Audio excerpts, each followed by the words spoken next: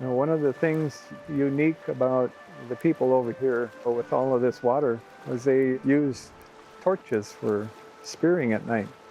The white pine pitch in birch, you extend it out there and light that up. And of course the fish are pretty curious. And the one that was easiest was walleye, because their eyes reflected that light. There were so many canoes out there on the lake in the evening after the sun went down. When the French came into this area and started discovering us, they looked out on the waters here and they saw all those torches out there, those fire pots. They were amazed by it because there were so many.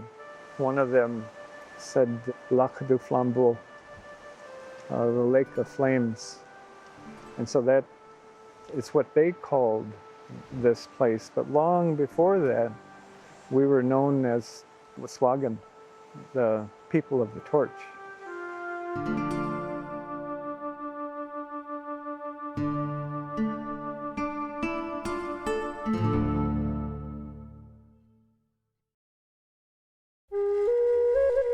Lac Du Flambeau History was funded in part by Irene Danielle Kress, Francis A. and Georgia F. Ahrens Fund of the Community Foundation for the Fox Valley Region, Evu Foundation, Ron and Patty Anderson, Ira and Aneva Riley Baldwin Wisconsin Idea Endowment, Timothy William Trout Education Fund, National Endowment for the Humanities, and Friends of Wisconsin Public Television.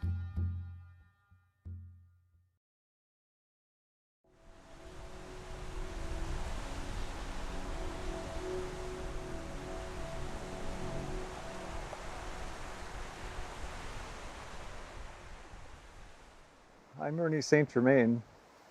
I'm enrolled here in Lac Du Flambeau. I didn't grow up here. I grew up over in my mother's reservation over at Lakota Ray. That's my matrilineal side over there. And my patrilineal side is here in Lac Du Flambeau. So I was always drawn here, I guess, from the time I was little. I was always curious about this place. And after I graduated from college, then I was coaching baseball down at Stout and working down there. And I came up here one weekend to visit my grandpa, and he asked me when I was going to move home. And I thought about it, and so I stuck around. On Monday morning, I went up and met the tribal chairman, introduced myself, and told him who my grandpa was. And I said I graduated from college and was interested in coming home and wondering if there was any jobs or anything. And he says, hold on. We drove over to the school, the grade school, walked right into the administrator's office. What had happened was Al had told him, you bring me an educated Indian and I'll hire him. And that was the first test. And so one day I was at the school and at work, and this young girl came in, and she peeked around the corner and she looked at me and I looked at her, and she said, so Grandma wants to see you then. I said, oh. And she disappeared, took off running. And so I asked my boss, who was that girl? She said, that was Jerry Kay. And she says, the grandma she's talking about is Josephine. And she lives out in the village. She says, oh, okay. I just went to the store and I bought a little bag of flour and I drove out to the old village. I went up on the porch and I knocked on the door. And I had that bag of flour and just the screen door, and the door was open. So somebody was home. I knocked on the door again gently. There was no answer. And so I sat the bag of flour on the railing and left. And the next day, Jerry Kay came back again, and she looked at me and she says, well, Grandma still wants to see you. And so this time I got some lard and took it back, and went back up again and knocked on the door again, and I thought I saw the curtain move this time, which was right over there, and wasn't quite sure, and so I left the lard. And I came back again the next day, and I had salt this time. And as I came walking up the porch to the screen door, she was standing in the screen door this time, looking at me, this little short grandma, looking at me, and she said, "Bindi Gain." So I came in. She invited me to come in. And just like we always knew each other, we just started talking like we've always been there. What I had done is I brought her the beginnings of the recipe for fry bread. Next time I came, she had fry bread for me. She knew. And she was like the greatest resource for me discovering my identity here at Waskaganish. She told me those old stories, and of course there's humorous stories, and there's wintertime stories about it. It has its own history. Most of the time I didn't have to have a question. If I went and talked to her, she always knew what was in my heart and always knew what to talk about. It seemed like if she started talking about something that I didn't have on my mind, eventually it was a just incredibly valuable piece of information for me. And it was something about this land, this place. And I wanted to know about Kishkiman, that leader that brought us here. And so she sent me up the road to another old man up there. His name was Madwayaki Ewing, Joe Kelty. And people had a nickname for him. They called him Ding Man. And he just knew that I wanted to know about Kishkiman. He told me a story that took, I don't know, measure in terms of months, how many moons it took for him to tell that story, but it was of how we got here.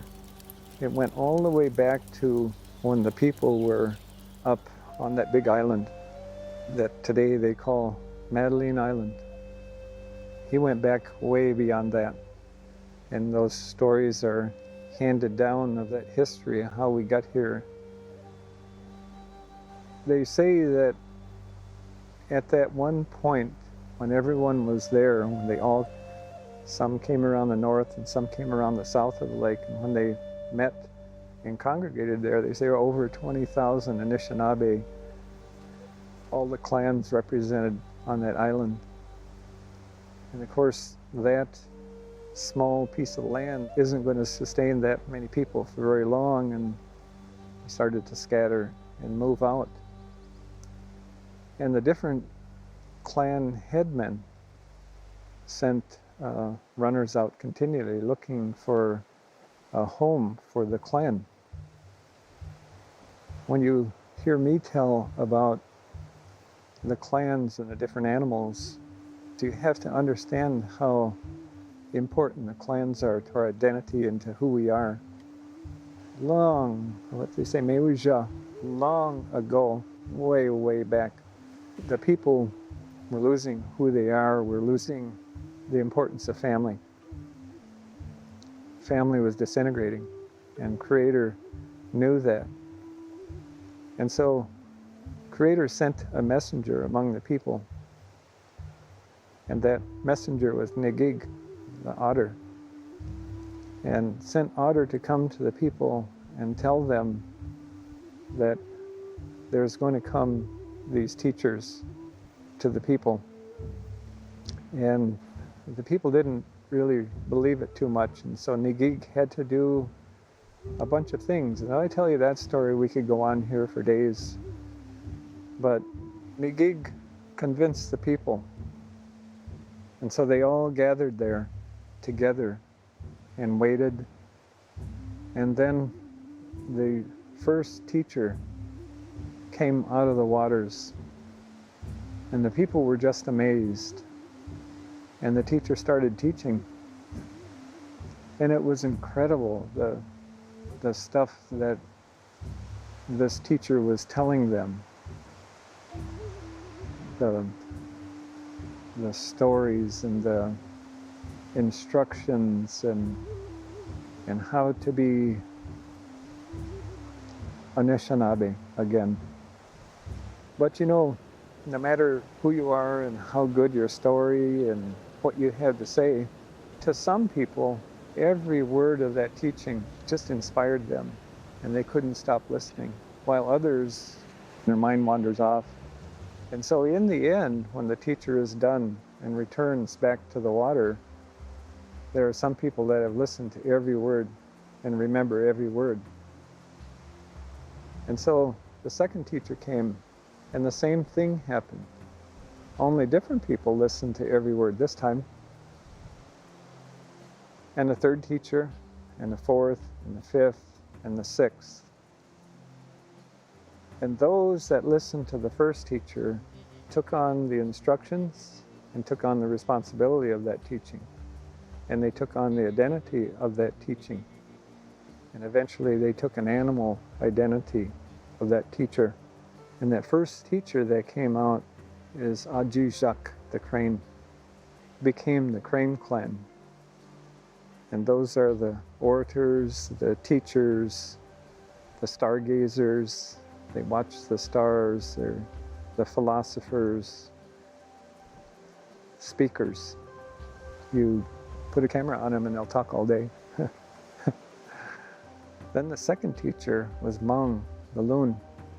And the responsibility of loon, there are many, but the most important one is to listen to what's happening and to listen to Ajijak and make sure that what Ajijak is saying is done the right way. If they start to go haywire, loon straightens them out. Then the third teacher became the Bear Clan. That one, the males are the guardians. They guard the door. They're like the police force. You never cross them. They have great courage. And the women are just the opposite of them, but the same at the same time. They're the nurturers. And then the fourth one is the Fish Clan. In your Fish Clan, the king of the Fish Clan is the sturgeon. And we have a very close relationship with sturgeon. They are the doctors. They will doctor your physical being, and they'll doctor your heart also. And then we have Martin. Martin clan are the Ogichida and Ogichidakwe. Those are the warriors.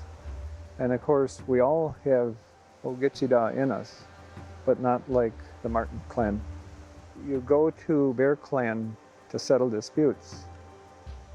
But when nothing is left and when there's nothing left to be done, you go to Martin Clan and they'll take care of it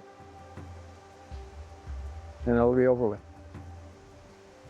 So then the sixth clan is Wawashkeshi, the deer.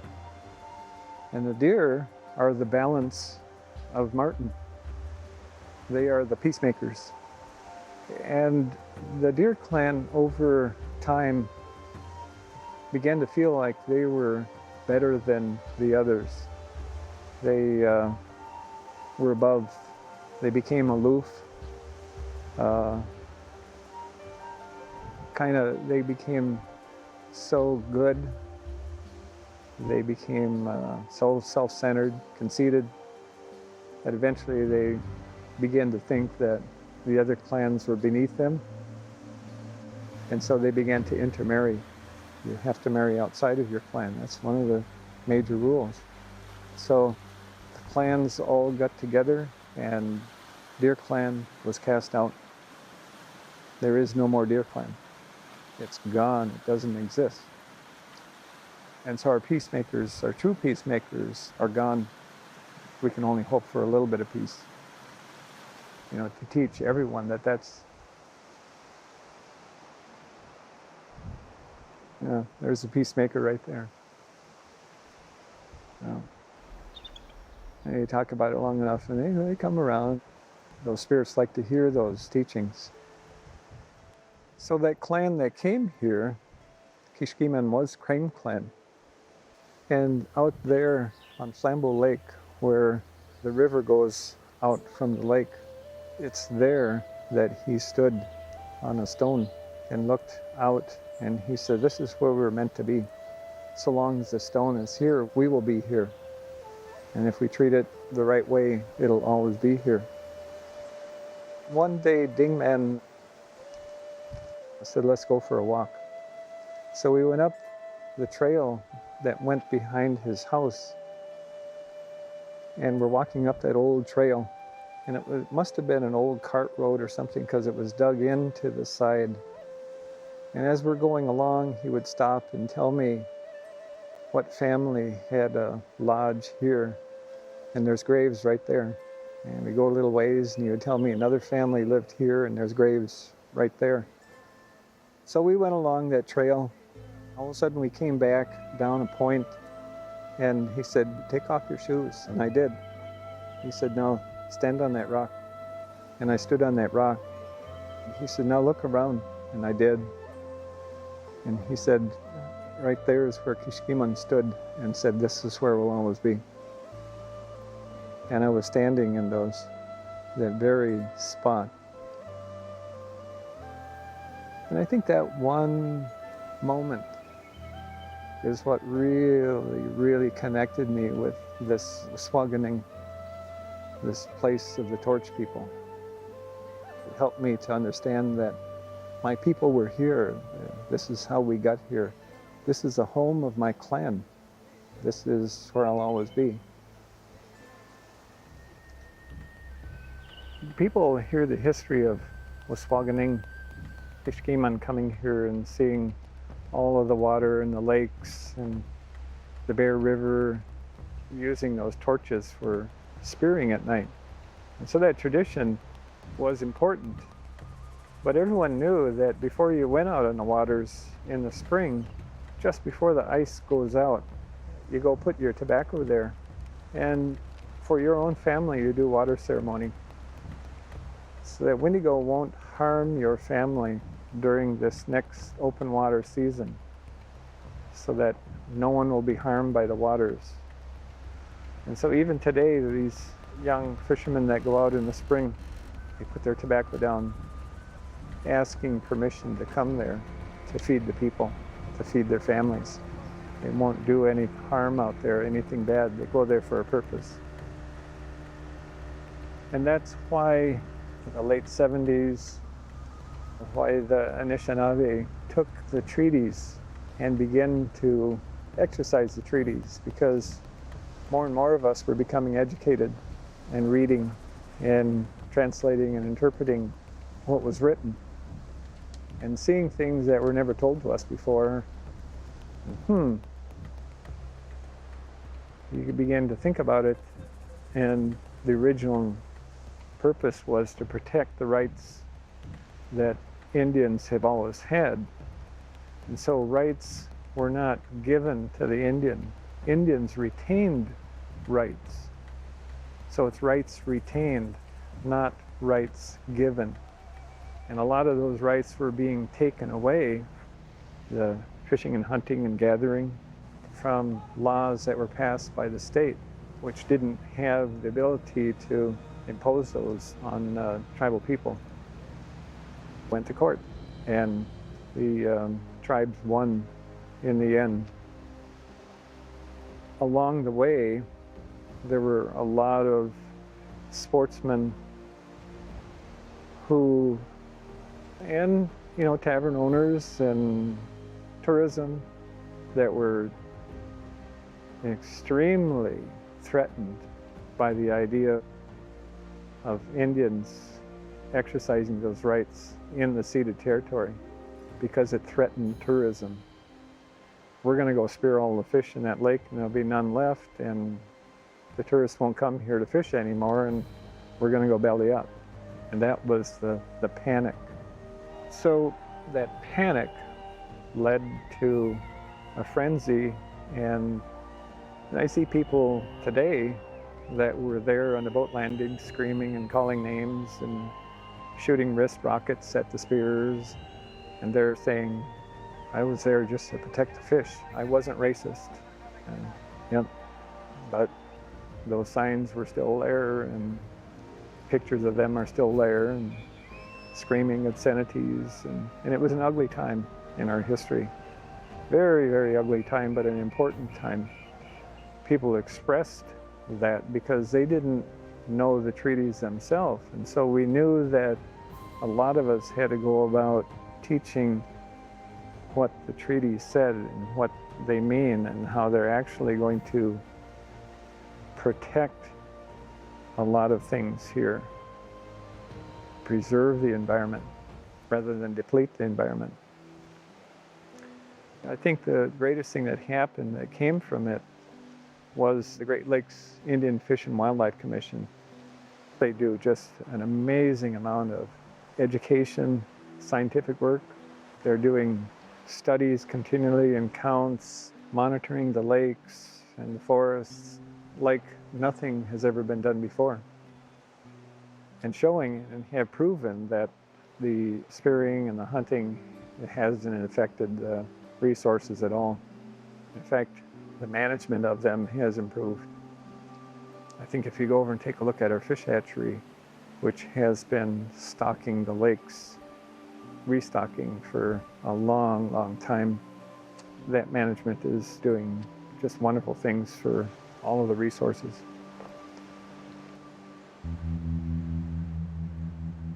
You know, my grandpa wasn't a citizen of the United States, and he went and served in World War I.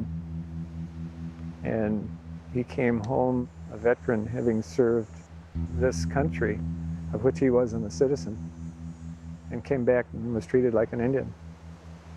Like, you know, you're a worthless Indian. But yet, what did it really mean to him? Because he had his identity. And that was the most important thing to him, is that identity, that clan identity and understanding of Anishinaabe. And being Anishinaabe is more than going to a powwow on a weekend and coming home and saying, I practice my culture this weekend. It's every moment of your life.